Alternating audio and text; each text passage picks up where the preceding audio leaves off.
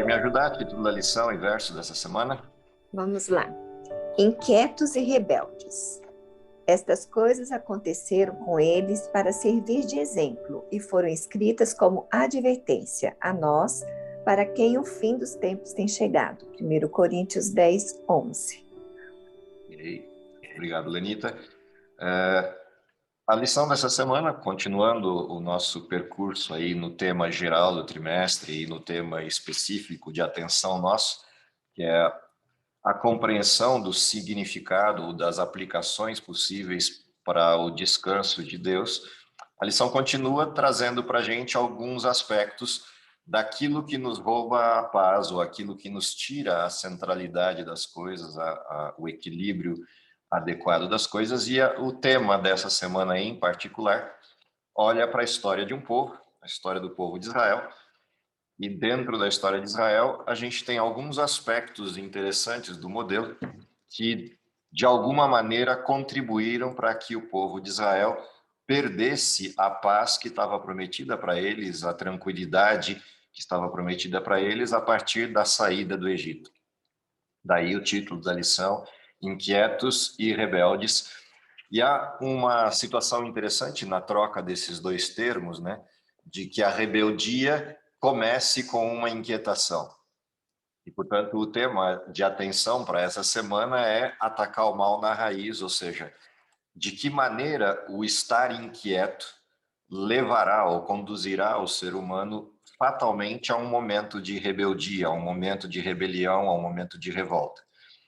Quando a gente ouve essa expressão descanso de Deus, que a gente viu na semana passada em alguns textos, principalmente quando a gente olha isso a partir da perspectiva de Hebreus capítulo 4, e quando a gente escuta da abordagem bíblica a referência de que Deus prometeu paz, e não uma paz de qualquer natureza, mas paz que excede todo o entendimento, quando a gente olha essa expressão, né, o que é exceder todo o entendimento humano, e cruza isso com a expressão da inquietação, que a gente viu nas histórias relatadas essa semana, há algumas coisas importantes para a gente perceber. A primeira dessas coisas é a pergunta crucial da natureza humana, a pergunta crucial da vida humana, que é atrás do que nós estamos. Todo ser humano, a partir do momento que toma consciência da sua existência, ele tem, de alguma maneira, uma pergunta que o inquieta o tempo inteiro, que é qual é o seu propósito, por que o ser humano existe, para que eu estou vivo nesse mundo. Essa pergunta que persegue o ser humano há milênios e, de alguma maneira, está no centro da atenção dos filósofos e pensadores do mundo inteiro ao longo da história, descobrir qual é o propósito real para o ser humano. Essa pergunta que nos persegue, ela, de alguma maneira, cruza com o tema dessa semana. Quando Israel saiu do Egito, há um texto que é trazido para Israel, há um texto que é compartilhado com Israel nessa jornada de Israel rumo à Terra Prometida, que é o texto do Gênesis. E a parte interessante de uma leitura do livro de Gênesis, uma leitura calma do livro de Gênesis, principalmente se a gente tiver a noção de que esse texto tem como público-alvo o povo de Israel, a escrita do texto de Gênesis, o texto apresentado em Gênesis, ele recupera a identidade de uma nação, a identidade de um povo. Ele traz como referência inicial que esse povo foi feito por Deus. Esse povo se rebelou contra Deus e Deus, apesar dessa rebeldia, busca esse povo em resgate, desde Adão, passando por Noé, passando por Abraão, até chegar em Israel como nação. Toda a essência do texto de Gênesis é a demonstração de Deus resgatando o seu povo na condição de rebelião que esse povo tem. Se a gente olha para o texto de Gênesis, a inquietação presente em Eva a partir da provocação de Satanás na forma inicial do pecado, na forma inicial da tentação que conduziu Eva ao pecado, Eva estava correndo atrás de algo que ela não precisava, correndo atrás de alguma coisa que lhe foi provocado externamente. De alguma maneira ela é levada a prestar atenção em algo externo, e ela sente falta disso, algo que ela nunca experimentou, mas ela sente falta. É a necessidade de algo que você nunca teve, não sabe o que é, mas acha que precisa. Quando você olha a história do povo de Israel saindo do Egito, desde o momento inicial da saída do Egito, Israel manifesta inquietações. No primeiro momento da saída do Egito, a inquietação de Israel está com o fato de que eles saíram do Egito, tem um mar diante deles e um exército correndo atrás. E eles se tornam inquietos com isso. Alguma coisa externa os provoca e eles perdem o foco. Deus entra, resolve a questão, põe um paredão de nuvem entre os dois grupos, abre o mar, eles cruzam em terra seca, vem o mar fechar sobre o exército, caminham mais um pouco no deserto e daqui a pouco a inquietação muda e eles têm necessidade de água. Primeiro com águas amargas, que se tornam águas potáveis, depois, na sequência, vem a falta de comida e eles de novo ficam inquietos por conta disso e Deus manda comida. Você vai olhando a história, a sequência da história de Israel, e a sequência da história de Israel é o tempo inteiro altos e baixos de inquietação. Parece que cada necessidade satisfeita por Deus abre espaço para uma nova necessidade, uma nova inquietação. De certa maneira, quando você olha a história de Israel, essa inquietação parece ter uma causa inicial. Israel não compreendeu o que é viver nos braços de Deus, o que é descansar em Deus. E por não entender isso, cada uma das necessidades que aparece para Israel, a sensação que eles têm é de que o mundo acabou, de que não vai ter alternativa, de que não tem saída, e aí começam as lamúrias, começam as reclamações de Israel. A grande pergunta é o que essa história tem a ver conosco? De que maneira essa história conecta a nossa história com a deles? De que maneira as inquietações de Israel estão presentes nas inquietações do mundo atual? Quando eu penso em sala de aula, né, sala de aula é um poço de inquietações. E dependendo da turma que você pega em determinado semestre letivo, o nível de inquietação é mais alto ou mais baixo. Mas há uma coisa que é quase que senso comum, e chega a ser quase nonsense, né? Sem sentido, que é o fato de que as inquietações dos alunos com as dúvidas que eles têm sobre o futuro, vou conseguir passar nessa matéria ou não, vou dar conta dos estudos ou não vou, essas inquietações elas começam numa outra inquietação, que é o fato de que eles não conseguem concentrar-se nas coisas certas no horário certo. A coisa mais comum dentro de um ambiente de sala de aula, principalmente quando a gente fala de ensino médio e ensino universitário, é você ter o aluno na aula de português fazendo matemática, na de matemática fazendo história, na de história fazendo geografia, na de geografia fazendo ciências e no recreio fazendo qualquer outra coisa. O único lugar onde eles estão realmente focados é o intervalo. Todo o restante do período, eles estão focados em algo fora do período. Por que essa história me chama a atenção nos dias atuais? Porque a história de Israel é exatamente a mesma. Eles estão caminhando para Canaã e, em vez de estarem focados em Canaã, eles estão focados em outra coisa. No momento em que eles deveriam estar focados na alegria de estarem caminhando para casa, eles estão focados na desgraça de estarem no deserto. No momento em que eles deveriam estar festejando porque estão libertos do cativeiro, eles estão focados no desespero do mar. Eles nunca estão olhando para o lugar certo. Estão sempre preocupados com algo que ainda não chegou, ou com algo que não faz sentido. Quando, na realidade, a única responsabilidade que eles teriam é continuar caminhando. Todo o resto, Deus falou, eu vou cuidar. Mas não, eles estão preocupados com o que Deus tem que fazer, em vez de se preocupar com o que eles precisavam fazer. De certa maneira, a vida humana ela tem sido assim desde que o pecado entrou no mundo. O ser humano nunca está focado naquilo que é realmente importante naquele momento. Ele está sempre preocupado com outra coisa de outro momento. E o resultado dessa inquietação é que o ser humano perde a paz. Porque a inquietação gera ansiedade, a ansiedade rouba a paz. Mas não rouba só a paz. Ela rouba a vitalidade, ela rouba a saúde, ela rouba uma série de outras coisas junto. E isso acontecia com Israel o tempo inteiro. Se a gente olhar a história de Israel e olhar o texto que está na base da lição dessa semana, que é esse texto de Coríntios, vale a pena um relembrar do texto.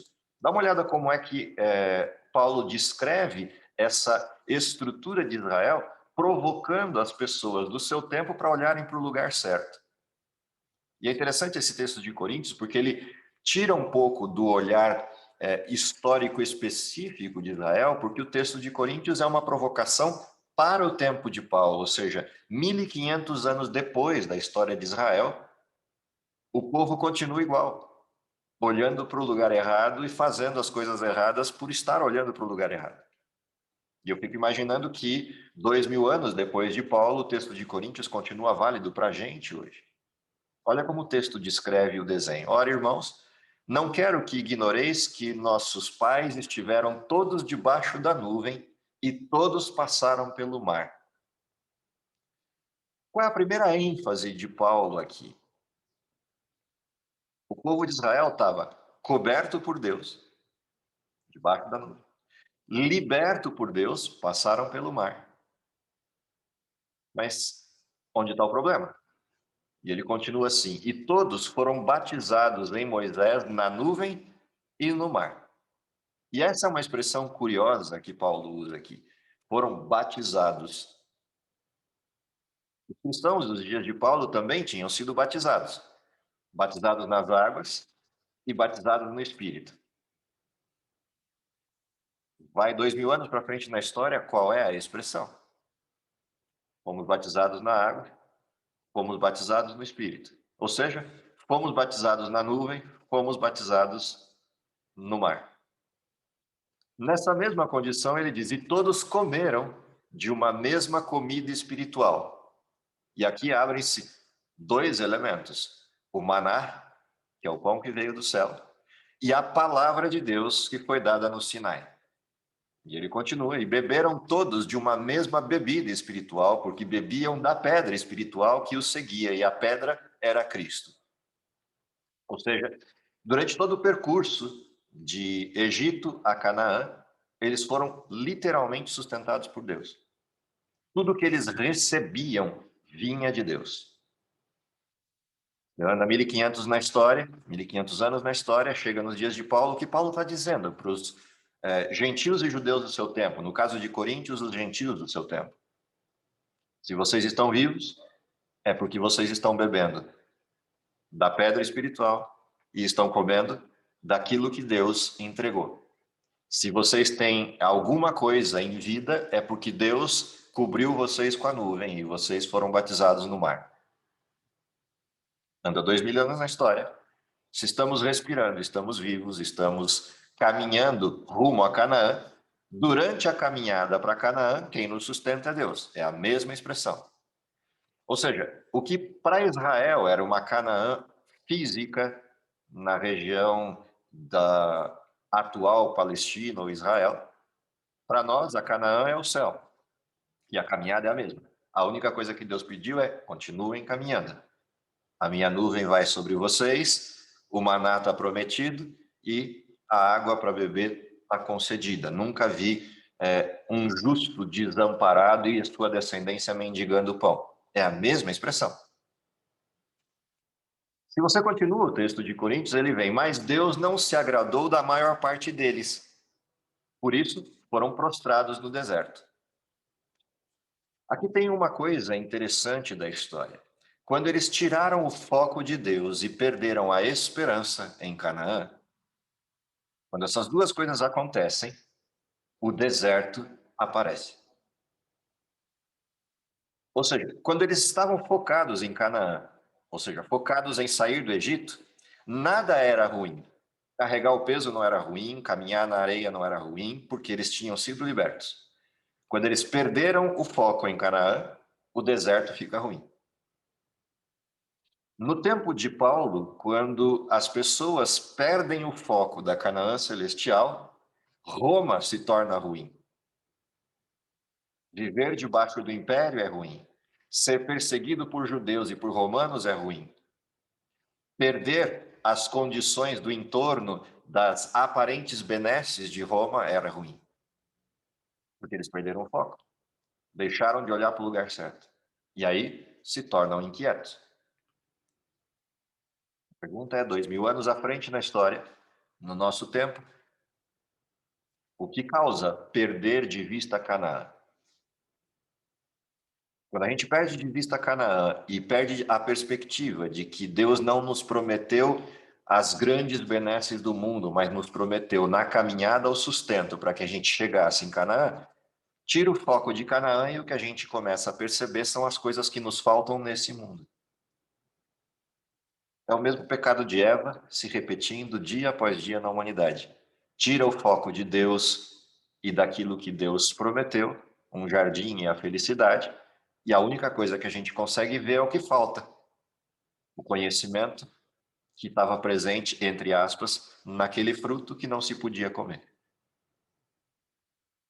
A inquietude, ela é resultado disto, de você tirar o foco daquilo que é correto. Toda vez que a gente tirar o foco daquilo que é correto, vai faltar algo. E alguma coisa vai parecer ruim. Essa é uma condição natural. E ela é uma condição natural num mundo perfeito. E é isso que me chama a atenção nessa questão do chamado ao descanso de Deus. No mundo perfeito, tirar os olhos de Deus implicou em sentir falta de algo. Portanto, a grande pergunta é: o que de fato falta à criatura, falta aos seres humanos?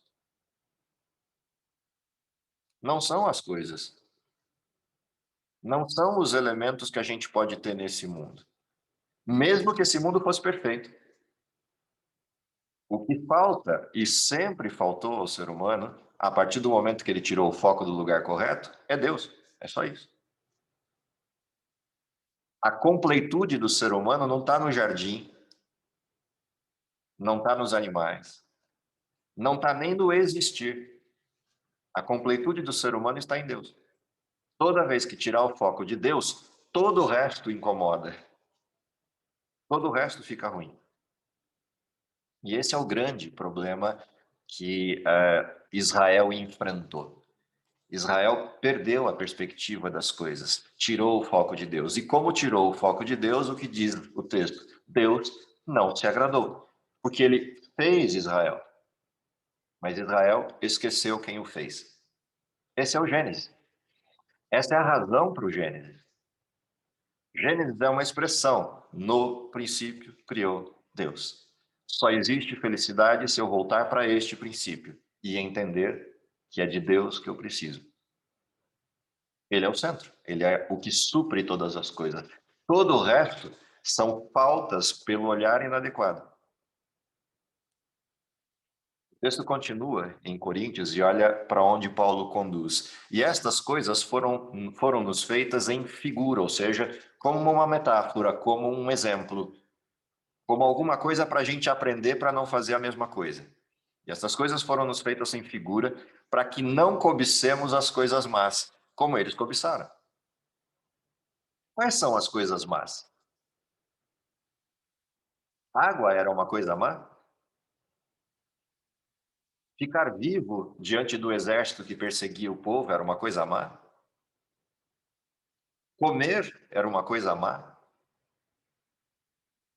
Percebe que as coisas que Israel desejou não eram más na sua essência. E aqui eu não vou discutir o fato de Israel querer comer carne, como era o caso ali do texto dessa semana, não é nem disso a questão. Mas o comer não era proibido. Por que Paulo chama essas coisas de más? Que eram legítimas. Afinal de contas, sentir sede e precisar de água é legítimo. Estar com medo porque tem um exército atrás querendo te matar parece legítimo.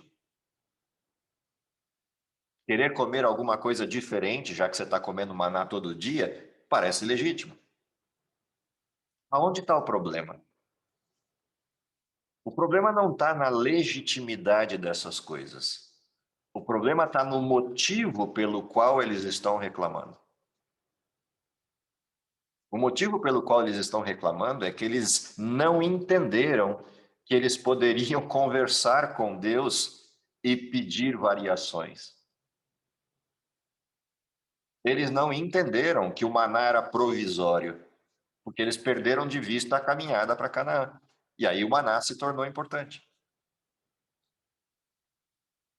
Quando eles perderam o foco, as coisas que eles não têm, porque não chegaram em Canaã, passam a ser importantes. Se a gente estiver olhando para Canaã, o que importa é Canaã. As coisas que temos aqui são transitórias. Podem ser uma hora melhor, outra hora pior, uma hora tem sombra da árvore, outra hora tem sol, mas o que importa é a caminhada. O foco está em Canaã, o foco não está nas coisas que temos aqui. E é isso que aconteceu com eles. Não é que aquelas coisas não eram legítimas. O problema é que eles tiraram o foco, aquelas coisas se tornaram um fim em si mesmo. Eles queriam a água pela água, a carne pela carne. E aí, nesse sentido, deixaram de ser legítimas essas coisas todas. Não é diferente nos dias de Paulo, não é diferente nos dias atuais. Daí a expressão que a gente encontra no Velho Testamento sobre correr atrás do vento, como falamos na semana passada. Porque que a humanidade corre para todo lado e não para. E é interessante porque essa mesma correria para todo lado nos afeta, inclusive, no dia que não é nosso. Mesmo no sábado, sabendo que cada minuto dele não nos pertence, a gente quer continuar controlando cada minuto dele.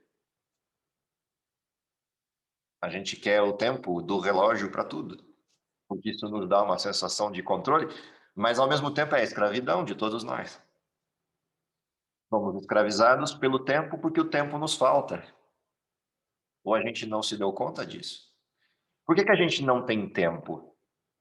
A gente não tem tempo porque a sensação que a gente tem é que o tempo está sempre se esgotando. A gente perdeu de vista a eternidade. Se o nosso foco estiver na eternidade, a gente sempre tem tempo. Mas se o nosso foco estiver neste mundo, então a gente nunca tem tempo, porque a corrida é contra o tempo. A vida se esvai. Mas a vida só se esvai para quem perdeu de vista a eternidade. Quem não perdeu de vista a eternidade, a vida nunca acaba. Ah, mas vai acabar, todo mundo morre. Sim, é transitório. Não é final. Essa perspectiva é uma loucura para o mundo, porque o mundo sabe que vai morrer. Mas ela não é uma loucura, ou não deveria ser uma loucura para os cristãos, que sabem que não vão morrer. Eles não correm contra o tempo, eles correm a favor do tempo. Portanto, a única sensação de esgotamento que a gente deveria sentir como cristão é a sensação de esgotamento do tempo da pregação. E a única correria que nos faria ter sensação de urgência seria essa, porque todas as outras não fazem sentido. Se de alguma forma elas existem, a gente está fora de foco. Ah, mas a gente precisa de dinheiro para viver no mundo atual. Eu também concordo que nas condições do mundo atual existem elementos que foram criados ou inventados pelo ser humano que implicam a vida. Ainda assim, eles não deveriam ser a centralidade, eles deveriam ser transitórios. Se de alguma forma eles deixam de ser transitórios, é porque a gente perdeu o foco.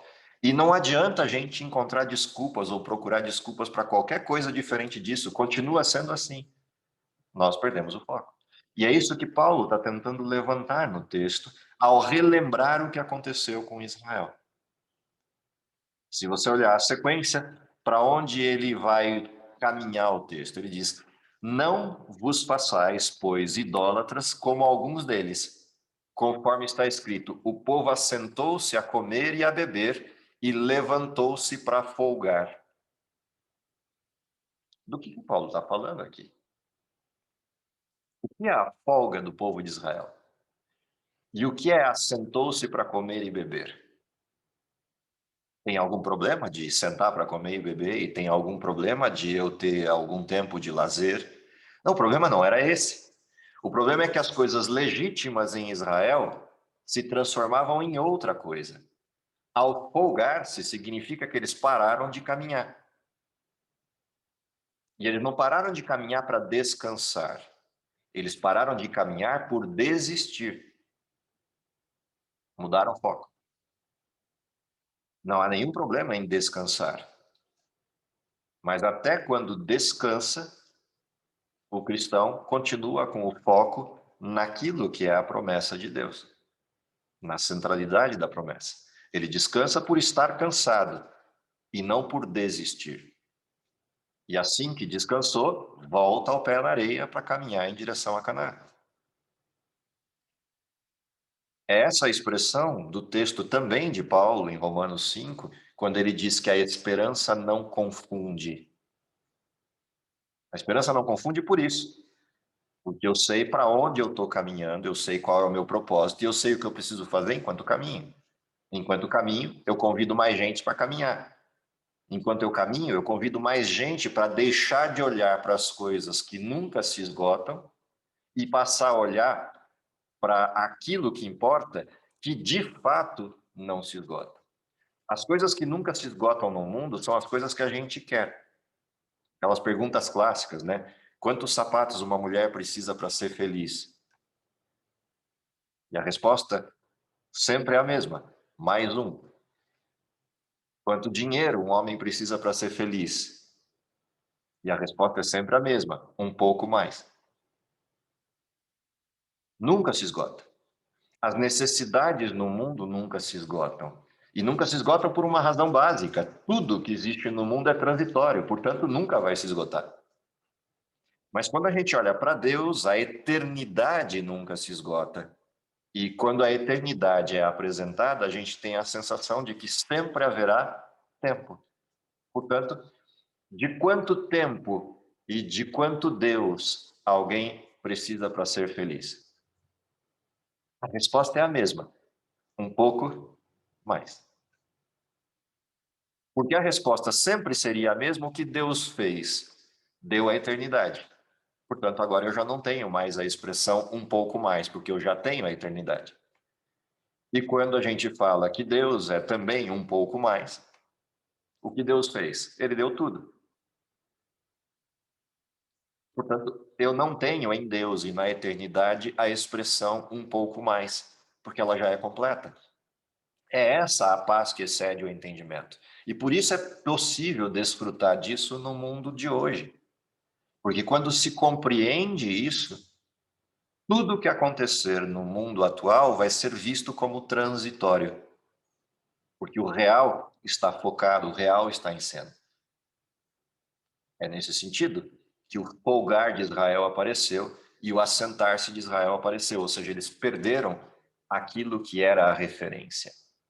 Quando perderam a referência, começam a acontecer as desgraças. Por exemplo, uma parte das desgraças é Israel querer cobrar de Deus algo que Deus já estava dando.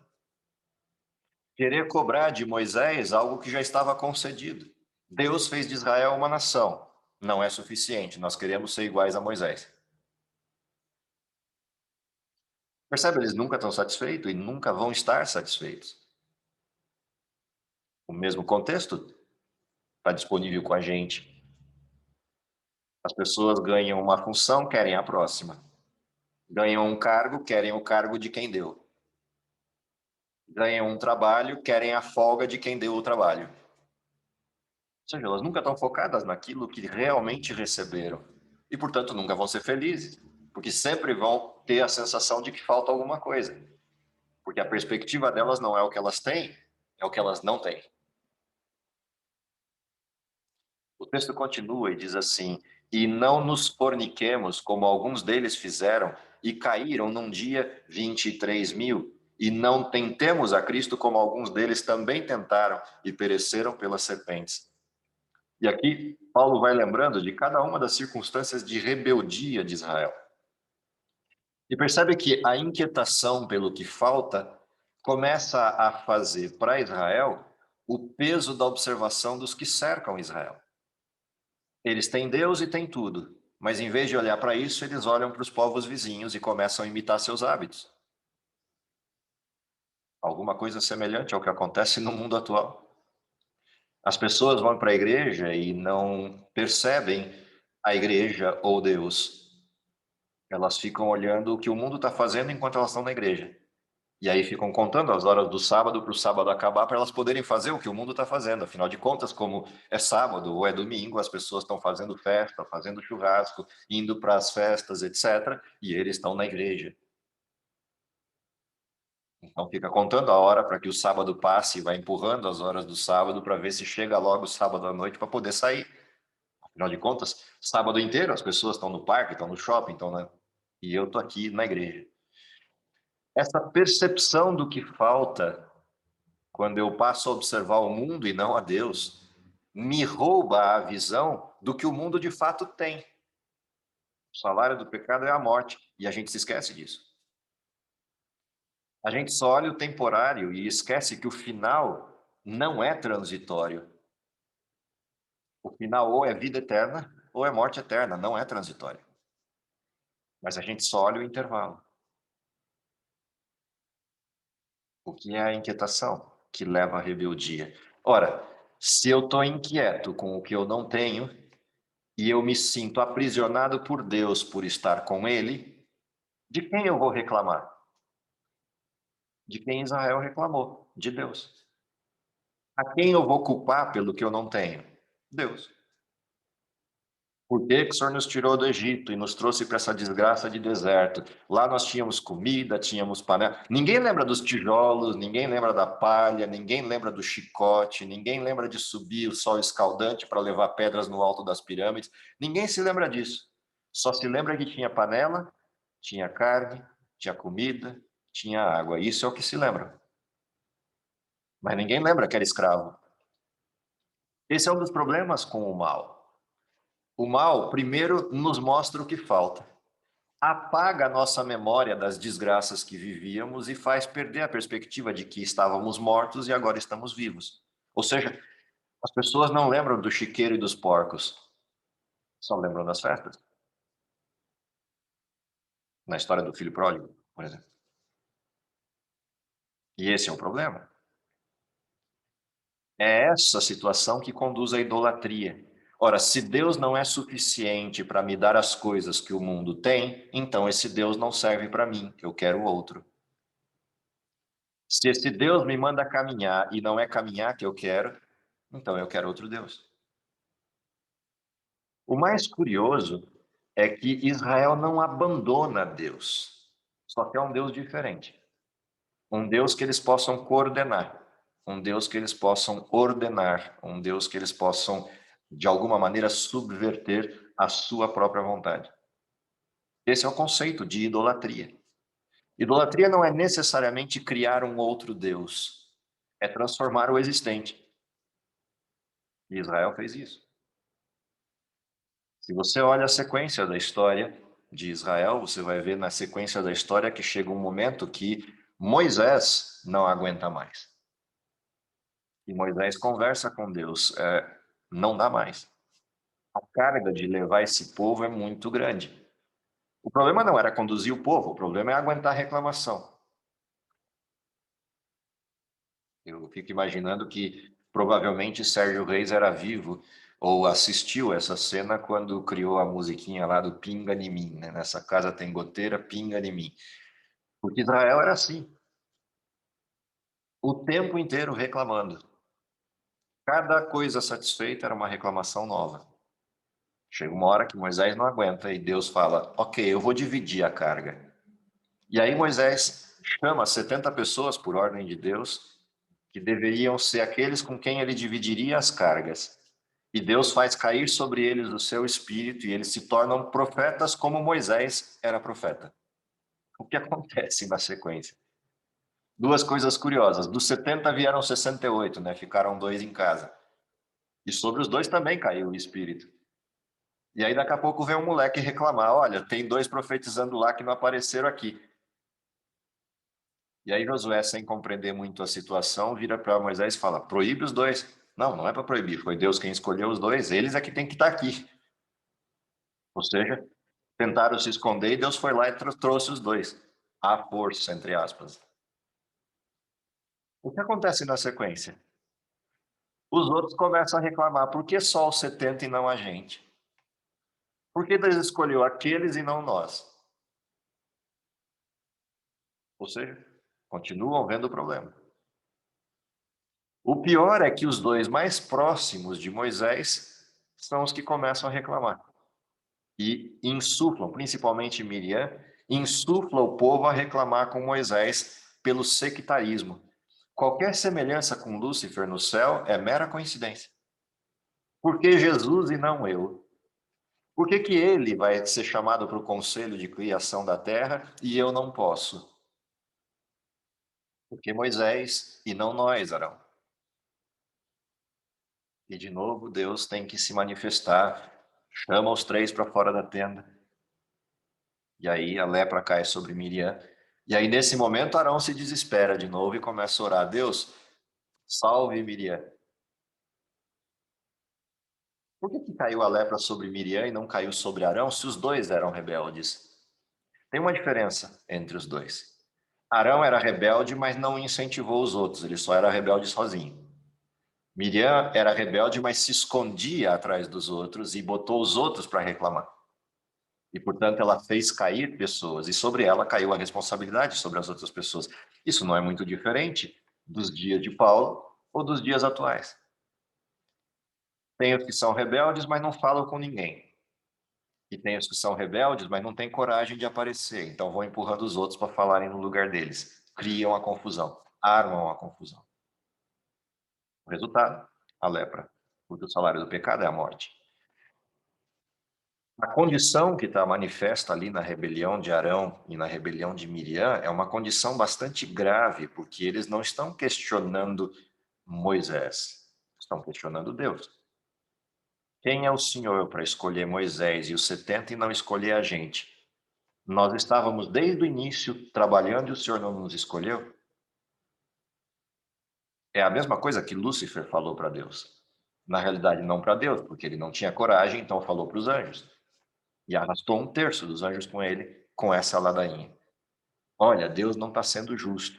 Eu estou aqui camelando, trabalhando, rejo vocês no coral, coordeno o exército do céu, vou para tudo que é lugar levando as ordens dele, e agora, na hora do bem bom de escolher quem vai criar a terra, ele escolhe Jesus, esse belo folgado que fica aqui sem fazer nada, e eu aqui que estou trabalhando não fui escolhido. E desculpe a baixeza dos termos, mas é só para a gente entender a cena. Não é muito diferente do que a gente assiste hoje, do que a gente vê acontecer hoje. O contexto é o mesmo. Uma coisa era olhar para Moisés e Moisés ser um líder injusto, mas não era o caso. Alguém que chegou para Deus e diz: risco o meu nome do livro da vida se o senhor for destruir esse povo. Não era legítimo que ninguém de Israel reclamasse com ele. Mas essa é a história. E o texto de Paulo continua dizendo: não tentemos a Cristo, como alguns deles também tentaram e pereceram pelas serpentes, e não murmureis, como também alguns deles murmuraram e pereceram pelo destruidor. Ora, todas essas coisas sobrevieram como metáforas, como figuras, e estão escritas para aviso nosso, para quem já são chegados os fins dos séculos. Opa, pera lá. Para quem é esse texto?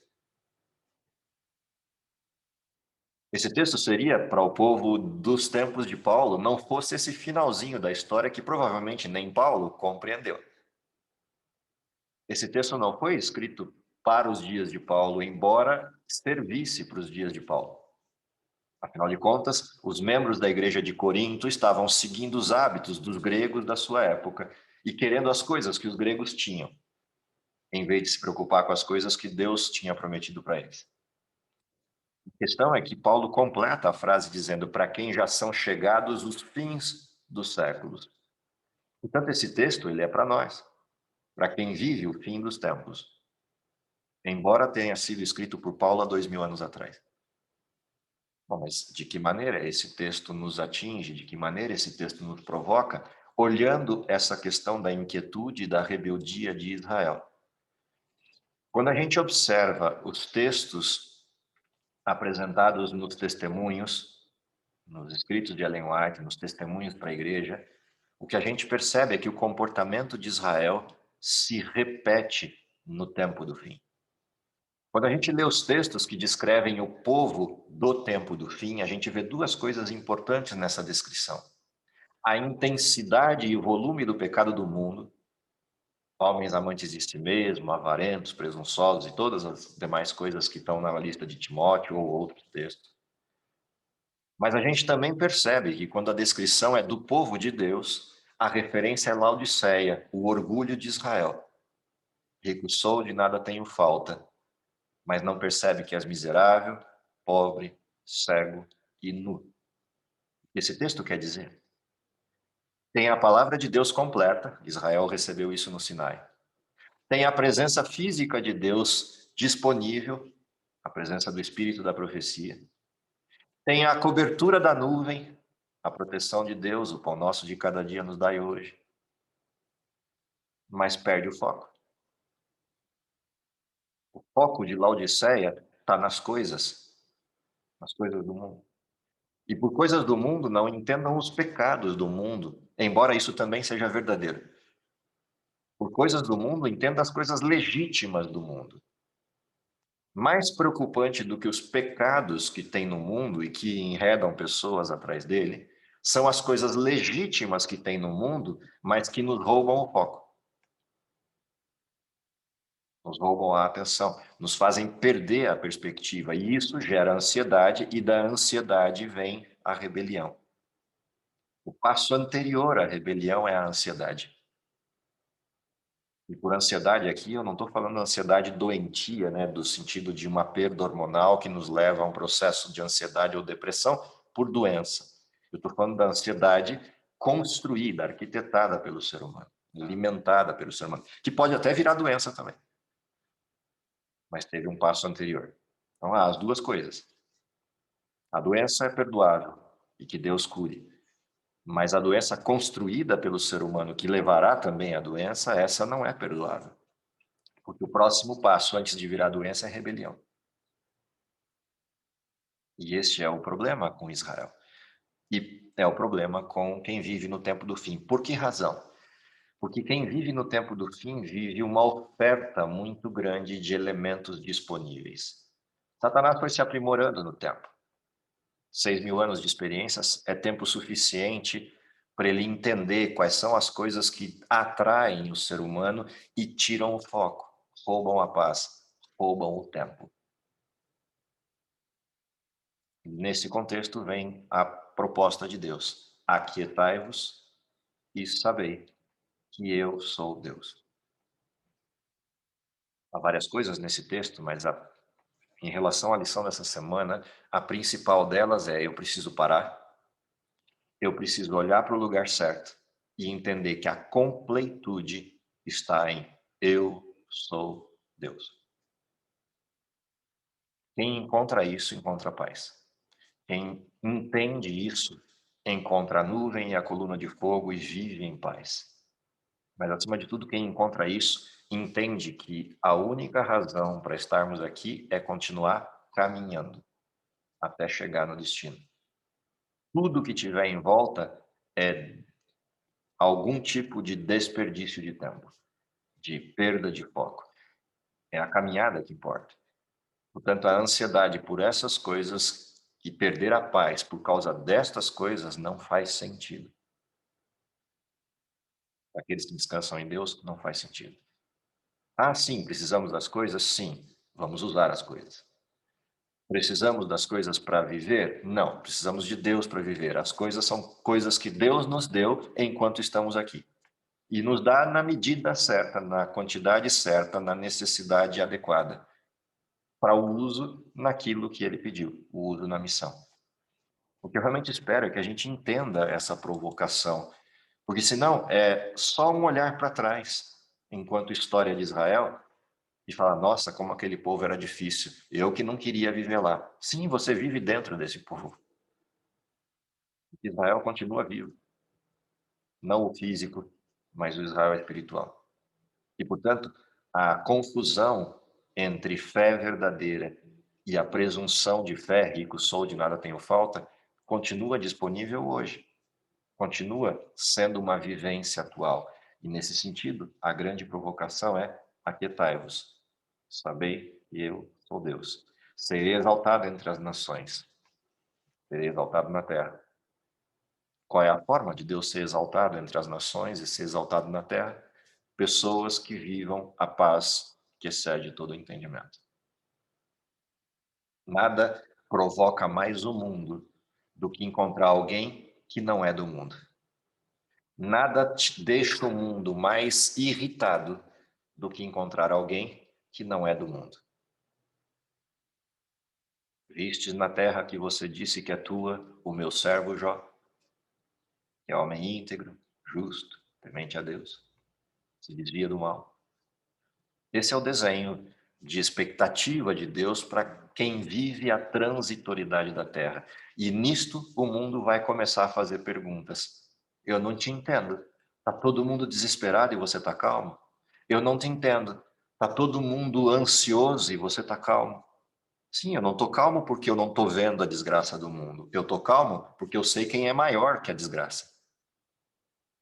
Eu não estou calmo porque eu não percebo as necessidades do mundo e as minhas. Eu estou calmo porque eu sei quem a satisfaz e eu já o encontrei. E a única coisa que eu preciso fazer é esperar que ele satisfaça isso. Portanto, eu continuo caminhando, fazendo aquilo que é a minha parte, mas sem a ansiedade que rouba a paz. Esse é o contexto da provocação que Paulo faz nos seus dias, mas apontando para a gente, aqueles que vivem no fim dos séculos. Eu espero que Deus nos dê essa paz, nos faça olhar para os lugares corretos, nos faça compreender aquilo que de fato satisfaz todas as necessidades, para que a gente não só vive em paz, mas contagie o mundo para encontrar a mesma paz e convide o mundo para esse mesmo descanso. Deus abençoe vocês, vocês tenham um restante de sábado agradável, mas não só isso, uma semana agradável, por saber que aquele com quem encontramos no sábado continuará conosco, cobrindo com sua nuvem os próximos 6 dias até o próximo sábado. E até o próximo sábado, até a Canaã. Deus abençoe vocês, é o meu desejo para vocês e para mim. Vamos orar? Amém. Querido Pai que está nos céus, te agradecemos porque, apesar de todas as circunstâncias desse mundo, as dificuldades que enfrentamos, temos um Deus que excede toda essa questão e supre todas as nossas necessidades de maneira plena. Dá, Senhor, que possamos compreender que a tua resposta não necessariamente é a nossa e que a tua forma de solucionar os problemas não necessariamente será a nossa, mas dá-nos o descanso de que a tua forma sempre é melhor do que as nossas. Dá-nos a paz que excede o entendimento e, principalmente, dá-nos a força para continuarmos caminhando e desempenhando a tua missão nesse mundo transitório e que, se possível, possamos vê-lo voltando para a Canaã perfeita e eterna ainda em nossa geração. É o que lhe pedimos, confiado nos méritos de Jesus, e em nome dele que oramos. Amém.